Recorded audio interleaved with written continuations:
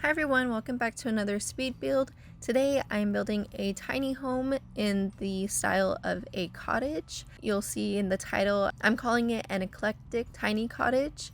I actually started off with the idea of doing a rustic cabin type of feel, but once I was going through all of the roof ornaments and things like that, I thought it'd be really cool to do like a kind of whimsical cottage type feel instead. So that's what I did today. It's actually something I've never ever done before. There's so many things in this build that I've never used in a build. So like the roof ornaments, I've never adjusted the slope of the roof before. I've never used that chimney. There's just so many things that I've never used before because I've never done this style of build before. I've seen a lot of people do it like on YouTube or in the gallery. I've seen a lot of homes that are kind of similar to this style, and I've always really liked them. I just never thought I could do one myself. So, and actually the outside, the kind of, I don't know how to explain it. You'll see like the wallpaper that I used for the exterior of the house, to make it look kind of like I don't know what style that is. Oh my gosh. But I've never used that wallpaper before, so I don't even know if I actually did it correctly. But let me know how you like the way it came out. I honestly, even though it wasn't what I initially intended to go for, I think I managed to capture the look that, or the aesthetic that I wanted. So, but I didn't make this build content specific. Like I didn't limit which expansion packs and everything I used, because really my goal was to just use whatever I thought fit with this style of home. So, I gave myself the freedom to just choose from any pack, and I'm glad I did, because I feel like there's so many things that came from packs I did not know would have something that would fit this style. But then that's also why I called it an eclectic cottage, because it has a bunch of things that you wouldn't think might go together, but I feel like it came together nicely. So I would say that one of the hardest parts for me as far as coming up with the porch area was finding something that I thought went well as far as the rail goes, and then the stairs, and because I really wanted something that looked a little bit older in style, but there's not a whole lot of rails, like handrails or anything, that have an older fashioned look to them, or like rustic or whimsical look to them. So the one that I ended up choosing, I think it works well enough, and then I think that also adds to the mix of styles I have going on. So, and then aside from the handrails, another area that I had a little difficulty on was the windows. I felt like there was so many different ones to choose from, so I kind of went through a bunch before I decided on the ones that I thought went the best with the style I was going for. So, because I had this image in my head of what I wanted this cabin or this cottage to look like, and there were so many things that I thought it would look good, but then when I put it on the house, it just didn't fit. So I kept having to change it and adjust which tone of wood and the height of the window and stuff. And then I even thought about putting, like, I didn't want it to look medieval or anything like that, but I also didn't want it to look modern.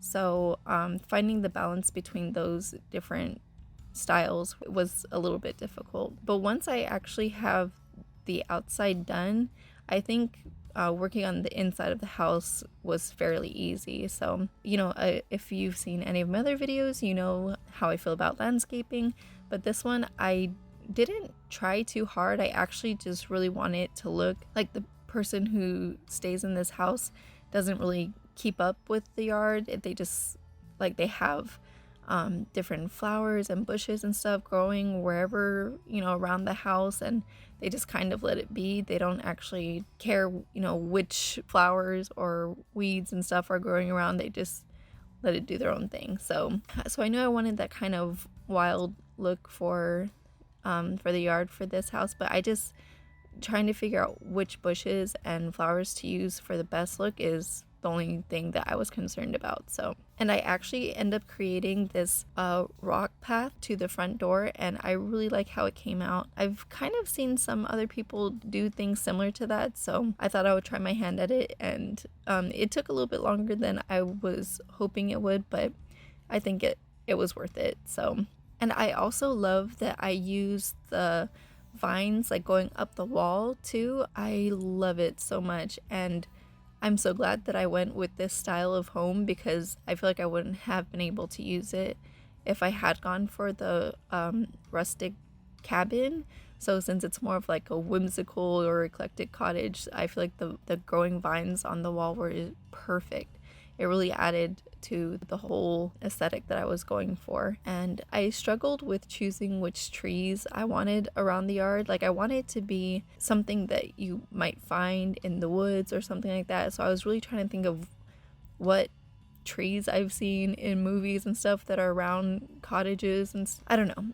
I don't really know exactly what kind of trees grow where in different areas. So I just kind of threw in whatever seemed like it would work.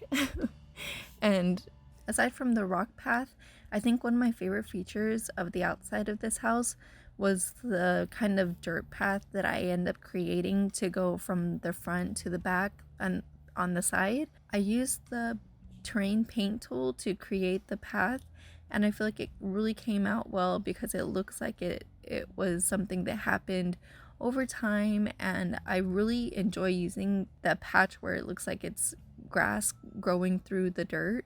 So I use that like all along the edges of the path. You'll see as I'm putting things like on the side and in the backyard how I created that.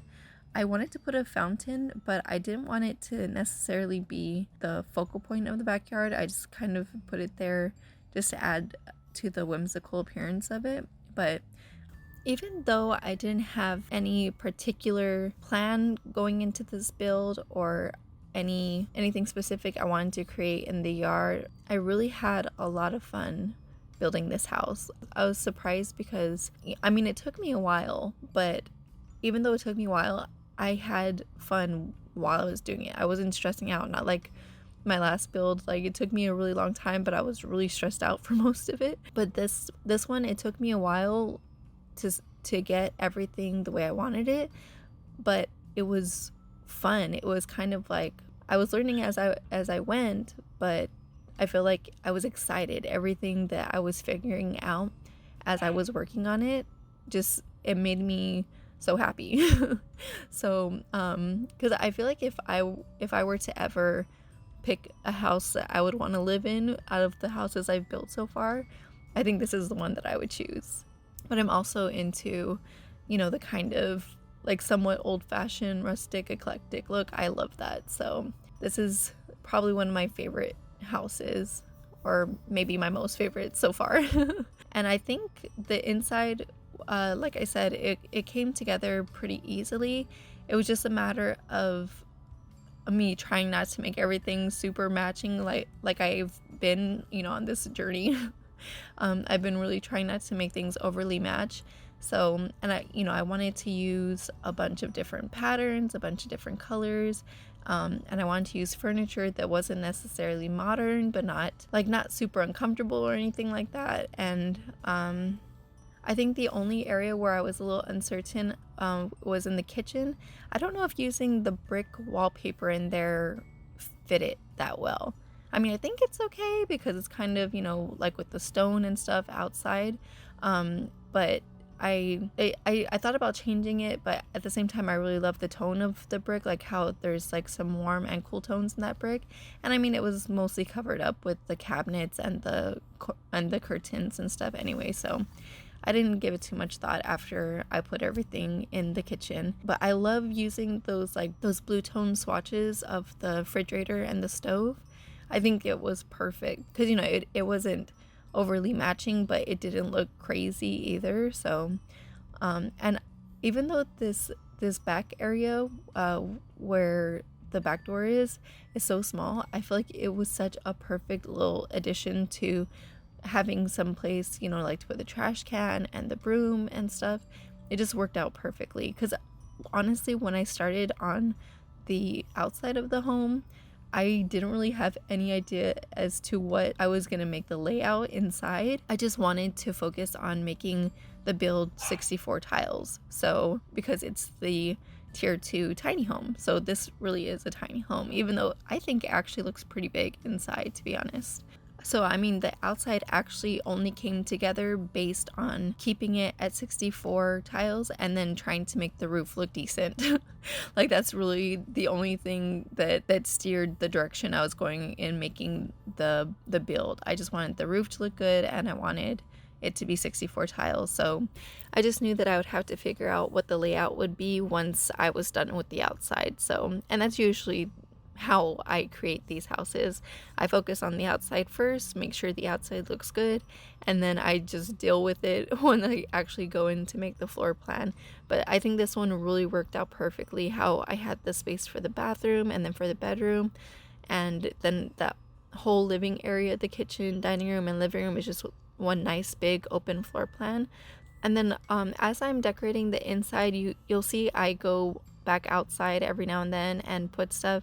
But if you've seen any of my videos, you know that that's a common thing for me, because there'll be times when I'm going through all the different items when I'm furnishing one room, and I'll see something that I'm like, oh, this will be perfect in this spot or for this room or whatever, and I'll just go and I'll put it there. So I was actually pretty unsure of what clutter items I should put in the kitchen, because, you know, like I said, I didn't want there to be anything super modern, and I just kind of put like dishes and that rack of coffee mugs.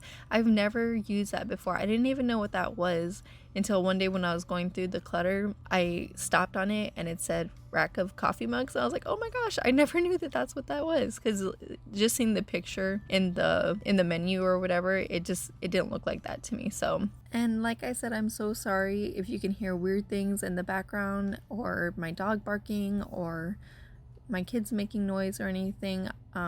You know, like I said in my last video, I don't have the best recording space or equipment or anything like that, and I say a lot. It's so embarrassing, and my voice cracks all the time, but I'm really trying my best here. So, but I'm also just struggling because I don't really know what else to say about this build other than the fact that I'm so proud of it, and I really enjoyed like how it ended up looking. So, I mean, like I said before, if you guys have anything in particular you want to see, if you want me to do more base game builds, or any other specific pack builds, just let me know. I mean, I don't have all of the expansion packs and game packs and stuff packs by any means. There's still quite a few that I don't have, but I'll do my best to try to create something that everyone wants to see, or or if you only have a certain number of expansion packs, let me know what they are, and I'll try to build something if you like, just so that you can see what can be done with them. I mean, not that I'm any kind of professional or anything like that, but I really do try my best to create things that work well and that people might enjoy having their Sims play or live in when they're playing. But yeah, if, like I said, if you ever have any suggestions, or if you have any questions too, just let me know, and I'll respond to your comments. I really enjoy seeing what everyone says on my videos. Having comments on my videos, it means so much to me. I mean, like, I honestly didn't think that people would even watch these videos or like them or anything to begin with. So the fact that I do have some people who are always watching my videos and leaving comments, like, it really means a lot to me. You have no idea. There's a lot of work that goes into making these, and a lot of time that I spend every day doing them to try to bring the best content and the best quality of pictures and things that I can get to have something interesting for you guys. So like I said, if you have anything you want me to try out, just let me know, and I will try my best to do that for you. So, But anyways, I'm just finishing up furnishing the bedroom at this point, and kind of seeing what else can be put for clutter items.